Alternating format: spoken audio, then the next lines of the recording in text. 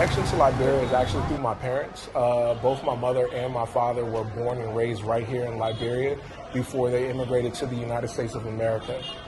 And in the United States, that's where I was born. So I'm Liberian American, born in Newark, New Jersey, raised all up and down the East Coast, mostly in the D.C., Maryland, Virginia area. Lawrence Todimer Jr. is the eldest of the four. And today, Lawrence lives in Liberia where he runs a non-profit organization. I'm very proud of Lawrence for his achievements. Growing up, he always had interest in helping kids. And today, in Liberia, he's doing the same thing. He's helping the kids with computer literacy. He has his own organization, Liberia Forward. And he's helping the young adults in the city to also improve their educational levels and to help them to be able to find a job and sustain themselves. It's kind of hard to explain to most people why I would get up and leave the comforts of the United States, the developed world, and come to a developing country such as Liberia. But for me, it was more about fulfillment and giving back. It's one thing to give back to your community where you grow up in, abroad, where you're in such a diverse community, but when you know your actual history and where your family is from, then it just makes sense that you should take your skills and develop that area, right? It's the foundation, and if other kids are not able to get the same opportunity I did, I felt like I would not really be fulfilling my purpose in life. And so I was able to do a lot on that side, and I said, why don't I take this portion of my life, this chapter, and come over and try and give somebody else that opportunity. Come down with the head, the body, come to the scene, each one. Yeah. Yeah, so it can make the routine larger. So it has control of the caption, what we would normally use on Word and just change it to font. Yeah. Now you're using H1 in order to be able to do that. And so were you able to actually run it? Yeah. Okay, let me see what you did when you ran it. That's a really good job. Hey, okay. So how to code, my first lesson, how to read, and then you did that. Great. Did you create these links right here as well? Yes. I love it. Great job. I think you learn faster than Maureen does, but I won't tell her. Ooh, when it comes to obstacles, man, we ran into a lot of obstacles when we first started out because, again, we're a developing country. So something that is so normal in a place like America, like electricity, water, we overlook these things. It's expected. But when transitioning here and opening up our office, we didn't have electricity. So we were literally working off of a generator. And when it comes to funding is really tight around here.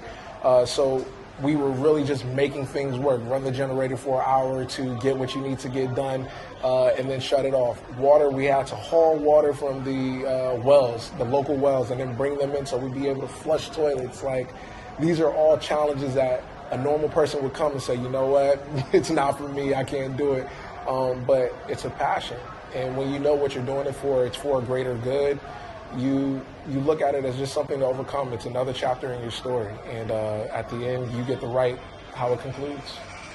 For, I don't know, 3 generations, because as my father's generation and his mother, nothing has been done at all.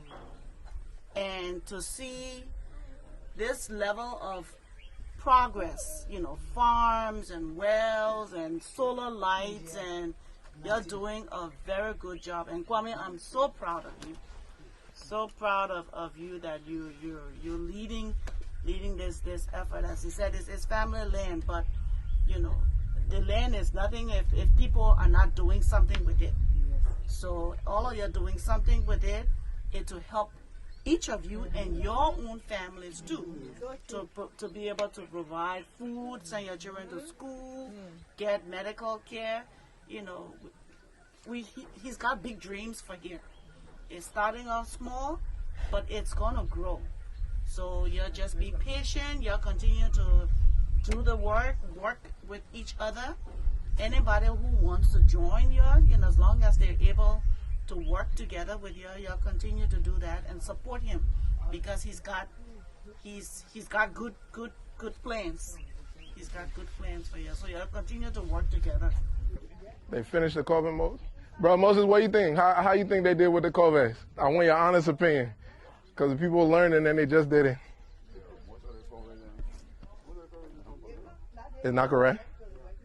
Uh-oh. Yeah, this one you can tell. Yeah. So this one we wouldn't be able to use. So what I want you to do, look at them and tell us how many you think we will be able to use, and then we'll have to, we're going to take that temporary mold back so that they're able to fix it into a permanent one. And then right there.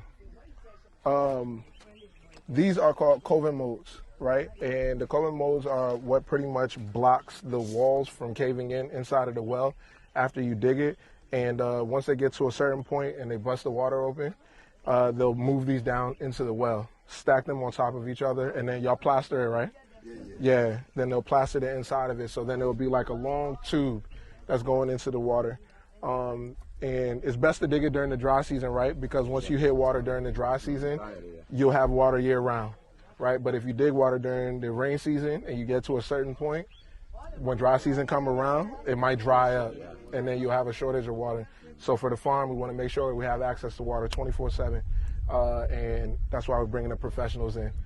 We didn't have too much of a big budget, so that's why we train our farm staff that's here on the ground how to make these. And now the pros are coming in and they're making corrections and say, you know, these were done well, these ones have a little bit of error in it, and we'll do what we have to do to make them correct and make sure we have a good source of water on the farm.